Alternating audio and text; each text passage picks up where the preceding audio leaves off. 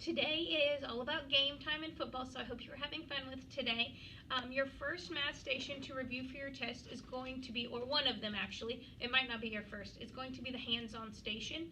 And so you will go over and get your math football. If you are group 1, you are just responsible for doing the brown pieces on the football. All the other pieces, orange and yellow, are already going to be on the board for you.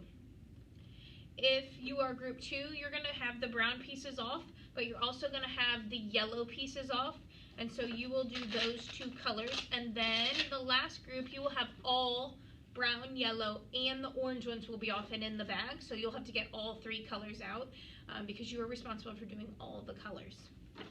Now, if you get stuck, look at all 4 sides, because you might find a piece that matches up on one side, and if you're stuck on the other side, because there are 3 to 4 sides on each piece. So I'm going to kind of show you how I would get started and give you some examples, and then you will then finish your puzzle. So on your board, I have a couple pieces already on there. They are white pieces, and so if you can kind of see, there are already some that are filled in. So start from there and add your pieces from there. So if you look at your board, I can see that I have a 0 here, and so I'm going to look for a problem that would equal 0. So I have 1 times 0 down here on the bottom, and as I'm looking, I have 10 times 0, that could equal 0, and I have 3 times 0, that could equal 0. So then I'm going to look at, okay, this is a middle piece, so this little guy is not going to make sense to try there, but these both look like middle pieces. So I'm going to then look at this, or look at the problem across from my piece. So if I look here, if you're looking, let me scoot a little closer for you. I have a 0, and then on this side I have a 10. So I need to look at, on the opposite side, is there a problem that would equal 10?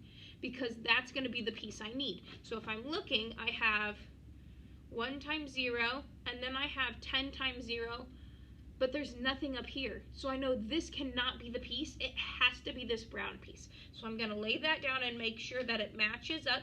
I also can double check, because I have a word problem here that says Caleb bought 2 boxes of markers and Stan bought 5 boxes. How many did they buy in all? Well, 2 times 5 is 10.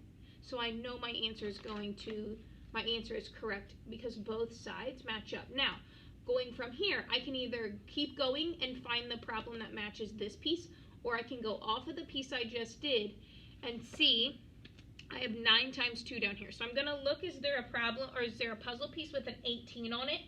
Because that's going to be my answer. And I do see there is a yellow puzzle piece with an 18. So I'm going to lay that on my board, and then I'm going to go off of that piece and find my other pieces. So if you kind of stay in a row and build off of each piece, it will help you match up your pieces better. Also use clues.